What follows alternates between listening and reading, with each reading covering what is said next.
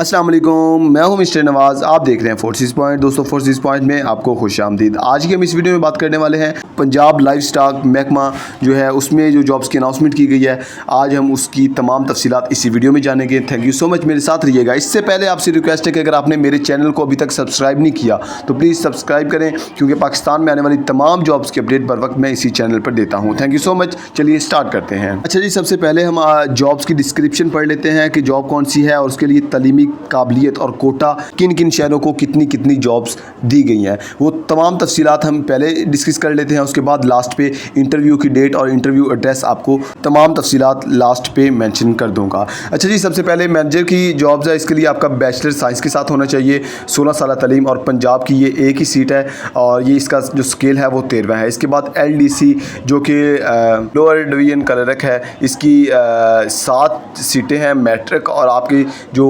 Computer میں speed ہے typing کی وہ ہونی چاہیے 30 ورڈ پر منٹ۔ اوکے ہو گیا جی۔ اس کے بعد اس کا کوٹا دیکھ لیتے ہیں۔ میرٹ پہ، اوپن میرٹ پہ 2 ہیں، پنجاب کی 2 ہیں، سندھ کی 2 ہیں اور بلوچستان کی 1 ہے۔ ٹھیک ہو گیا جی۔ اس کے بعد ہے فور مین کی جاب۔ اس کے لیے آپ کی جو تعلیمی قابلیت کی بات کریں تو فور مین کے لیے پوسٹ میٹرک جو کہ DI الیکٹریکل یا میکینیکل میں ہونی چاہیے۔ پنجاب کی 2 سیٹیں ہیں اور سندھ کی 1 ہے اور KPK کی 1 ہے۔ ٹھیک ہے۔ اس کے بعد شفٹ کیمسٹ ہے، اس کا 11واں اسکیل ہے۔ ایک جاب ہے BS یا BSc ہونا چاہیے فوڈ میں، اور اس کی 1 جاب ہے، پنجاب کی جاب ہے۔ اس کے بعد سپریڈنٹ الیکٹریکل اینڈ میکینیکل کی 1 جاب ہے، اس کے لیے بھی آپ کی میٹرک ان الیکٹریکل یا میکینیکل کا آپ کا DI ڈپلوما ہونا چاہیے۔ میرٹ پہ یہ اوپن میرٹ ہے۔ اس کے بعد اسسٹنٹ فور مین ہے، اس کی بھی 1 ہے اور اس کی بھی وہی ہے، الیکٹریکل یا میکینیکل کا آپ کا DI ہونا چاہیے۔ ریفریجریشن اور اسسٹنٹ فور مین 1 جاب ہے، اس کے لیے بھی آپ کی پوسٹ میٹرک DI ان ریفریجریشن کا ہونا چاہیے۔ اس کی بھی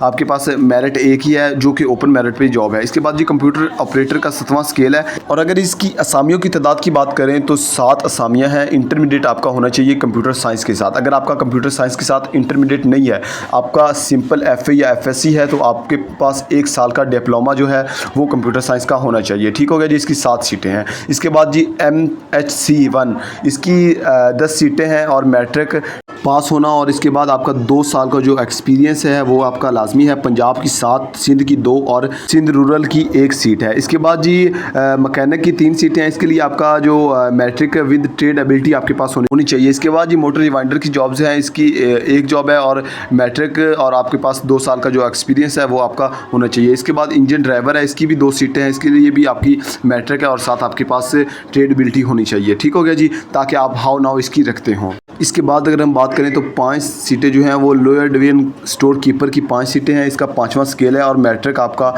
لازمی ہے۔ میٹرک کے بعد آپ کا 2 سال کا ایکسپیرینس ہونا چاہیے۔ ٹھیک ہو گیا جی۔ ان میں جو شہر ہیں جن کو یہ جابس دی گئی ہیں وہ لوکل بہاولپور، بہاول نگر، اکاڑا، لودھرا، وہاڑی، پاک پتن، رحیم یار خان کو دی گئی ہے۔ اگر ہم اپلائی کرنے کا طریقہ اور شرائط کی بات کریں تو وہ آپ کو ادھر میں بتا دیتا ہوں جی۔